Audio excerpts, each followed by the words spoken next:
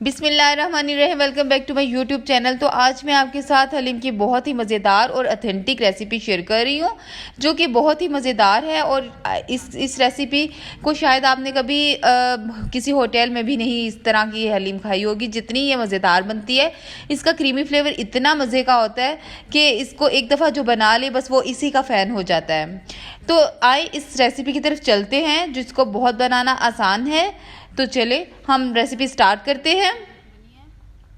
इस रेसिपी के लिए हमें 1.5 कप चने की दाल, आधा कप मूंग की दाल, आधा कप मसूर की दाल और आधा कप ही माश की दाल चाहिए। और इसको मैं एक बाउल में चारों दालों को अच्छी तरह आधे घंटे के लिए भिगोल रही हूँ। और साथ ही मैंने आधा कप जौ का दलिया लिया है और इसको भी आप अलग बर्तन में आधे घंटे के लिए भिगो दें। दोनों को अलग सेपरेट भिगोएं। और इसको आधा घंटा भिगोने के बाद ये देखिए मैंने ये दालें और जौ का दलिया सबको बॉयल होने के लिए रख दिया है। जो जौ का दलिया वो मैंने सेपरेट रखा है और दालों को अलहदा प्रेशर कुकर में मैं इसको तकरीबन 15 मिनट के लिए विसल दूंगी और इसको अच्छी तरह गला लूँगी। ये देखिए मेरी दालें बहुत ज़्यादा अच्छे तरीके से गल चुकी हैं और साथ ही जो जौ का दलिया है वो भी बहुत अच्छे से गल चुका है। तो चलिए नेक्स्ट स्टेप की तरफ। तो हमें अब थोड़े से खड़े मसाले चाहिए, जिसमें 1 चम्मच ज़ीरा, 1 चम्मच सूखा धनिया, 3-4 टुकड़े दालचीनी के, 2 छोटी इलायची, 1 बड़ी इलायची, 2 लौंग और साथ ही मुझे 15 अदद चाहिए गोल वाली काली मिर्च और 3 बादियान के फूल और जायफल और जावित्री थोड़ी थोड़ी बिल्कुल मिकदार में ले लें और इसको अच्छी तरह ड्राई रोस्ट करें। इसको इस तरह पैन को हिला हिला के ड्राई रोस्ट करें और इसको उतनी देर तक ड्राई रोस्ट करें जब तक इसमें से बहुत अच्छी सी खुशबू नहीं आना शुरू हो जाती। तो ये देखिए बहुत अच्छे से ड्राई रोस्ट हो गए हैं। तो अब नेक्स्ट स्टेप की तरफ चलती हूँ। उसी पैन में मैंने 1.5 कप मस्टर्ड ऑयल लिया, कोई सा भी ऑयल ले सकते हैं। साथ ही मैंने 2 बड़े प्याज लिए, उनको अच्छी तरह गोल्डन ब्राउन करना है। ज़्यादा ब्राउन नहीं करना कि वो जल जाए, बस उनको इतने ही कलर में इसको लाइट गोल्डन ब्राउन करना है।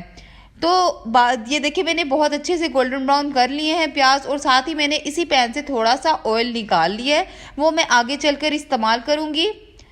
तो चलें इसी पैन में मैं तकरीबन आधा किलो के करीब, मेरा आधा किलो चिकन है बोनलेस, और इसको मैंने अच्छी तरह लहसुन अदरक के पेस्ट के साथ, 1 बड़े लहसुन अदरक के चम्मच पेस्ट लेना है आपने, उसके साथ इसको अच्छी तरह पकाना है।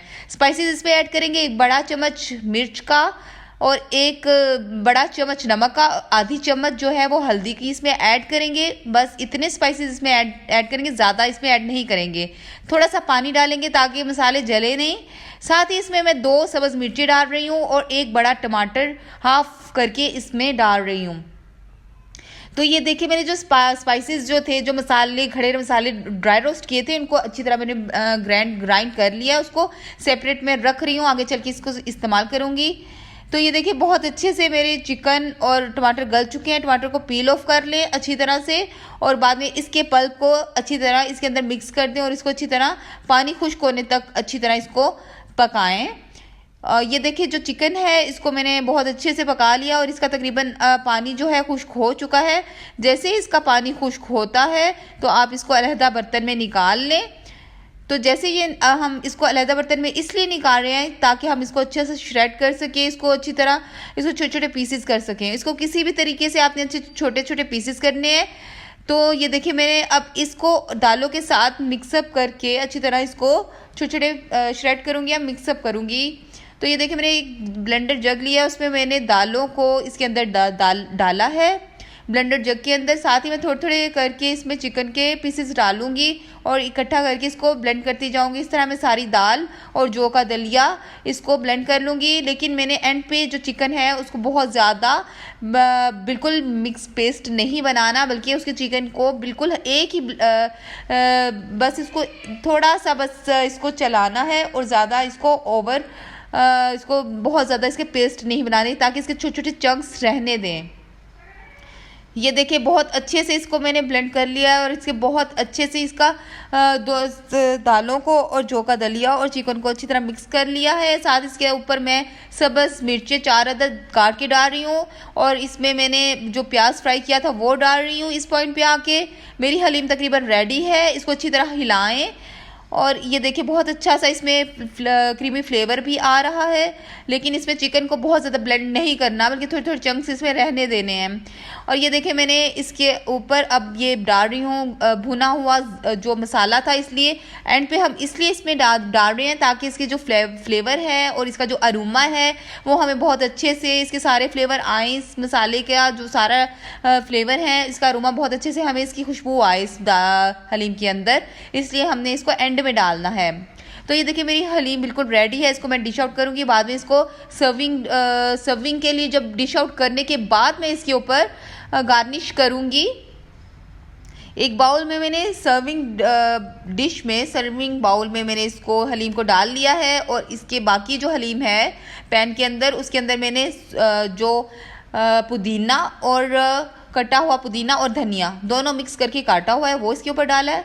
थोड़ी सी इसके ऊपर प्याज डाली है फ्राई, और थोड़ी सी इसके ऊपर आप अदरक डालें, सब्ज़ मिर्चें डालें, और जो बाकी बचा हुआ गरम मसाला जो था वो इसके ऊपर डालें, और साथ ही चाट मसाला इसके ऊपर इस तरह डाल दें, छिड़क लें। इसके ऊपर चाट मसाला बहुत ज़्यादा ज़रूरी है, ज़रूर इसके ऊपर डालें। और ये ऑयल जो मैंने बचा के रखा था, जो मैंने स्टार्टिंग में निकाल लिया था, वो हम इस पॉइंट पे आके, एंड पे आके इसके ऊपर हलीम के ऊपर गार्निश करेंगे। ये देखिए बाउल में जो मेरी हलीम है उसको भी मैंने प्याज, सब्ज़ मिर्ची, अदरक और पुदीना, धनिया और गरम मसाले के साथ और थोड़े से चाट मसाले के साथ गार्निश कर लिया। और मेरी हलीम माशाल्लाह से बहुत ज़्यादा मज़े की बनी है। और आप इसी तरीके से बनाएं, और इसी तरीके से बनाएंगे तो यही आपको सेम फ्लेवर मिलेगा। तो चलें जी, मेरी हलीम रेडी है। अगर आपको ये रेसिपी पसंद आए तो लाइक करें, सब्सक्राइब करें, दोस्तों के साथ शेयर करें। ओके, थैंक यू, अल्लाह हाफिज़।